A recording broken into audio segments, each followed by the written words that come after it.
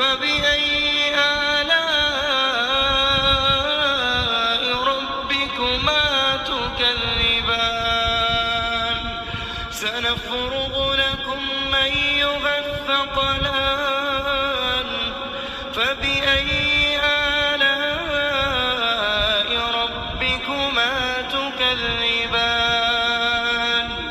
يا معشر الجن والإنس